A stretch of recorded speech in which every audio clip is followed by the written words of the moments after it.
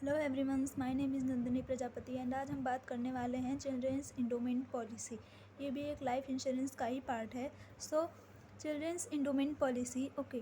Focus word क्या है यहाँ पे? चिल्ड्रेंस मतलब क्या? बच्चे। तो ऐसी पॉलिसी, ऐसा इंश्योरेंस जो हम अपने बच्चों के लिए ख़रीदते हैं उसे हम बोलते हैं चिल्ड्रेंस इंडोमेंट पॉलिसी।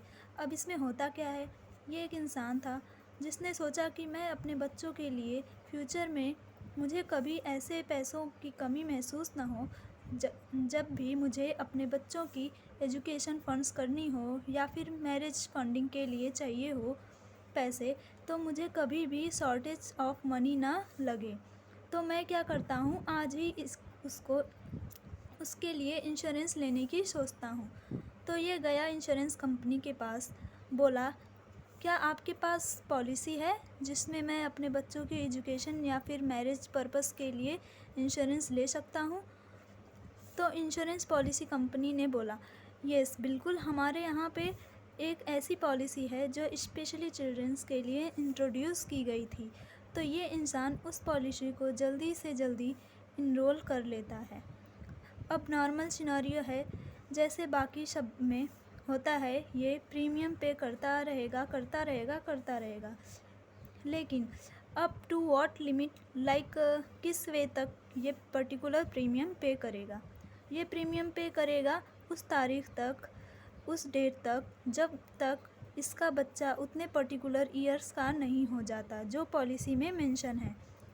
फॉर से मैंने बोला, मैंने अपनी बच्ची के लिए इंश्योरेंस लिया, ठीक है, वो इंश्योरेंस की प्रीमियम मुझे कब तक पे करनी पड़ेगी? फॉर से मैंने पॉलिसी में मेंशन कराया जब तक वो 21 साल की नहीं हो जाती, तो 21 साल तक continuously I will have to pay premium. और जैसे ही वो 21 साल की हो जाएगी, मैं उस पर्टिकुलर इंश्योरेंस पॉलिसी का क्लेम मांग सकती हूँ। अब यहाँ पे स्पेशल बात क्या है? स्पेशल बात ये है कि ये बेसिकली या तो हम अपने चाइल्ड की मैरिज को स्पॉन्सर करने के लिए, मतलब अपने बच्चों की शादी स्पॉन्सर करने के लिए। As we all know, Indian society में शादी के ऊपर बहुत खर्चा होता है, डिफरेंट तरह की खर्चे होते हैं।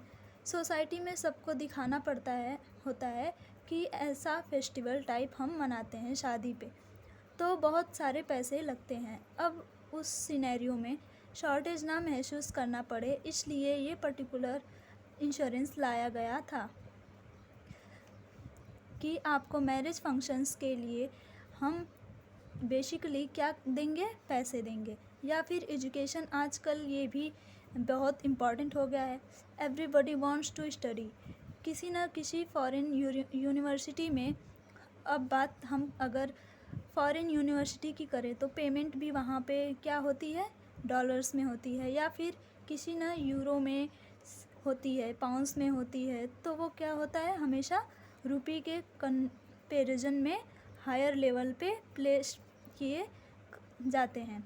अब ऐसा होगा तो आपको ज़्यादा खर्चा बेयर करना पड़ेगा।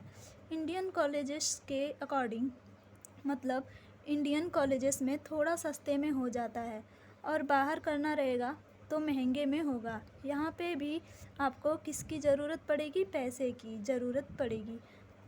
तो अगेन, एजुकेशन को भी स्पॉन्सर करने के लिए, फंड्स करने के लिए, दोनों ही क्राइटेरिया को फंड्स करने के लिए आपको किसकी रिक्वायरमेंट होगी?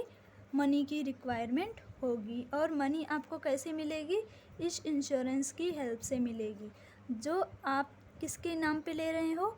अपने बच्चों के नाम पे ले रहे हैं, जिसको हम क्या बोलते हैं? Children's endowment policies. तो ये था आज का टॉपिक। सो मिलते हैं नेक्स्ट वीडियो में। Thank you for watching my video.